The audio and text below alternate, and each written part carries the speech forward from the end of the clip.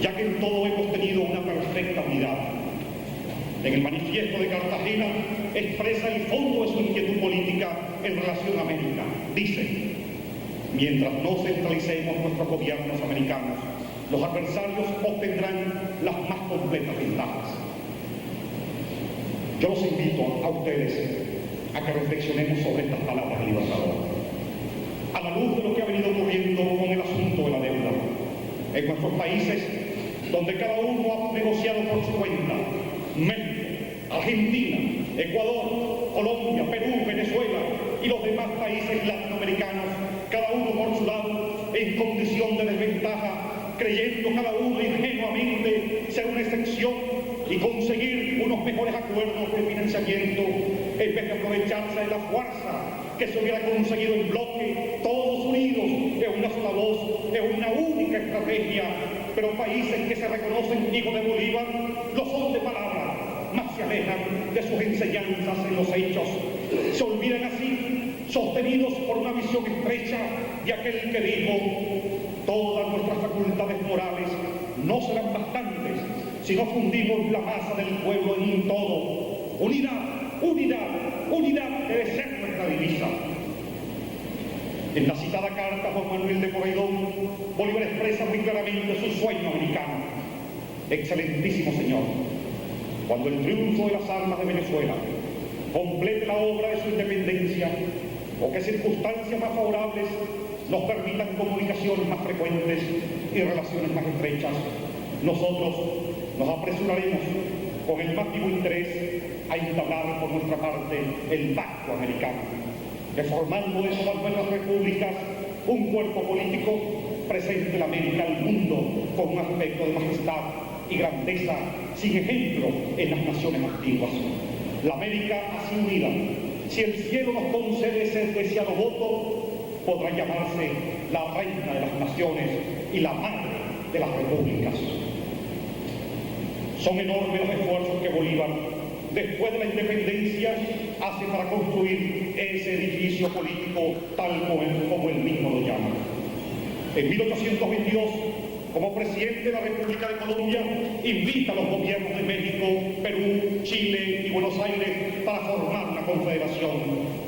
Invitación que en 1824 repite desde el Palacio de Gobierno de Lima a los gobiernos de Colombia, México, Río de la Plata, Chile y Guatemala para formar el Congreso de Panamá. Dice entonces Bolívar: entablar aquel sistema y consolidar el poder de este gran cuerpo político pertenece al ejercicio de una autoridad sublime, que dirija la política de nuestros gobiernos, cuyo influjo mantenga la uniformidad de principios y cuyo nombre solo calme nuestras tempestades. Tan respetable autoridad no puede existir sino en una asamblea de plenipotenciarios nombrados por cada una de nuestras repúblicas. Y más adelante afirma que diferir la formación de esta asamblea por más tiempo sería privarnos de las ventajas que produciría aquella asamblea desde su instalación. Estas ventajas se aumentan prodigiosamente si se contempla el cuadro que nos ofrece el mundo político y muy particularmente el continente europeo. Y yo les digo a ustedes, en ocasión de este acto solemne, y ustedes lo saben tan bien como yo, qué diferencia hubiera significado para América Latina que las ideas panamericanas de Bolívar se hubieran podido concretar. Y les digo asimismo, ese es un asunto pendiente en este continente. No es de ninguna manera un asunto cancelado, sino que deberá ser retomado algún día con mucha fuerza. El sueño de Bolívar está también en esto todavía por realizarse.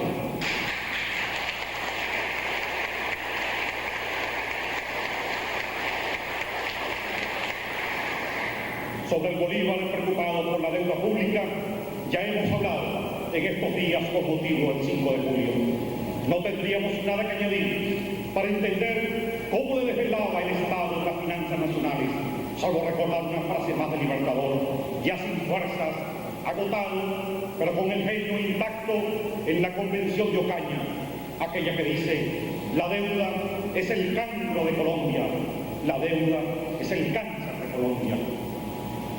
En nuestro caso, Hemos afirmado que la idea de la Venezuela, que la deuda de la Venezuela actual está íntimamente ligada a la corrupción, es producto de ella. Este es un tema, el de la moral pública, al cual Bolívar le dedicó gran atención. Tal como él mismo lo dice, Bolívar se siente con la audacia de inventar un poder moral y proponerlo en el discurso de Angostura. Demos a nuestra república una cuarta potestad, cuyo dominio sea la infancia y el corazón de los hombres, el espíritu público, las buenas costumbres y la moral republicana. Dice en ese célebre discurso: renovemos en el mundo la idea de un pueblo que no se contenta con ser libre y ser fuerte, sino que quiere ser virtuoso. Pero Bolívar, una vez más, no se queda en la simple exposición de las ideas. Él es un constructor y por consiguiente trabaja con la realidad. El problema de la corrupción no es solo un asunto de prédica, hay que combatirlo con firmeza. En el mensaje de la Convención de Ocaña dice claramente con palabras que hoy deberíamos grabar en la fachada de nuestras instituciones: la corrupción de los pueblos nace de la indulgencia de los tribunales y de la impunidad de los delitos. Mirad que sin fuerza no hay virtud, y sin virtud perece la república. Y es enérgico en esto libertador. Se mueve en una línea consecuente. Por citar solamente algún caso parcial de los muchos a que podríamos referirnos, basta recordar el decreto que dicta contra los defraudadores de la renta del tabaco en 1813, en la línea de sitio del Cuarto Cabello. En el artículo 1 establece: todo aquel que fuera convencido de haber defraudado los caudales de la renta nacional de tabaco, o vendiéndole clandestinamente fuera del estanco, o dilapidándolo con robos y manejos ilícitos, será pasado por las armas y embargado sus bienes para deducir los gastos y perjuicios que originen.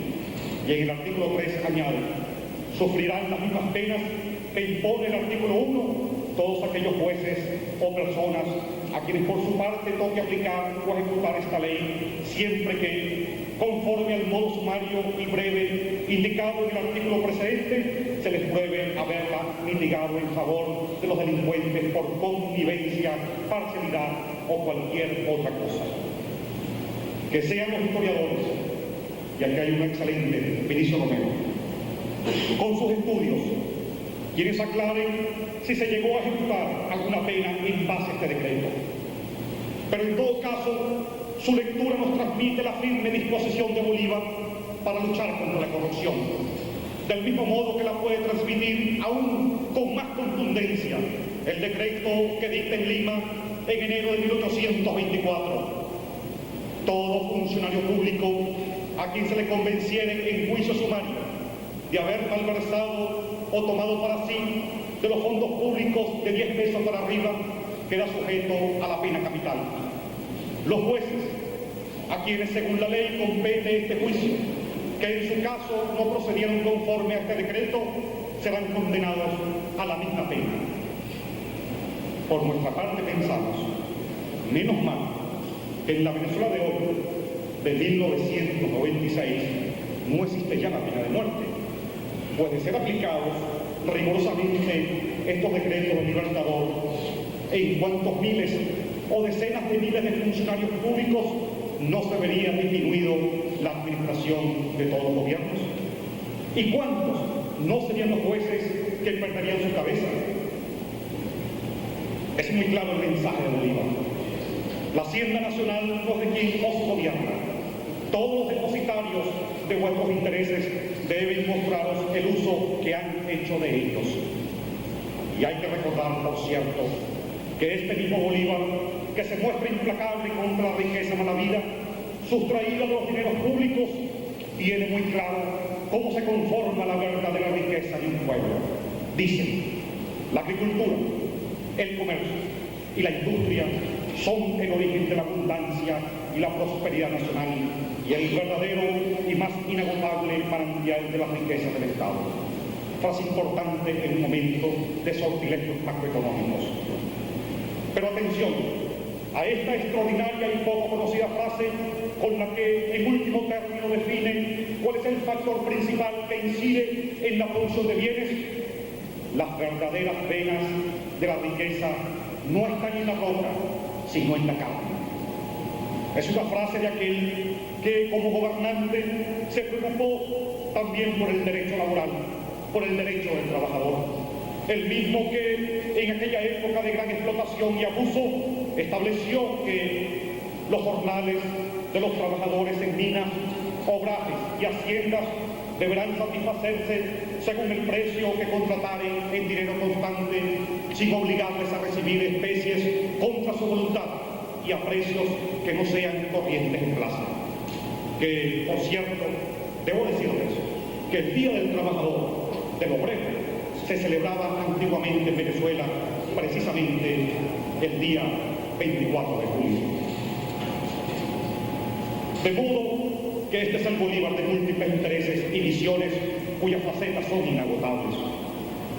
Ahora, yo quisiera referirme a un aspecto de su carácter, de su manera de ser, que a mí me seduce particularmente, y es el del hombre que no pierde el hilo de los acontecimientos, que no pierde detalle, pero que al mismo tiempo no descuida la visión global, la visión panorámica, lo grande y lo menudo, que está a la vez en el presente y en el futuro, en la acción diaria y en el planeamiento estratégico, que mientras está en la guerra está pensando ya en la paz y en las leyes y en todos los aspectos de gobierno y de la vida civil.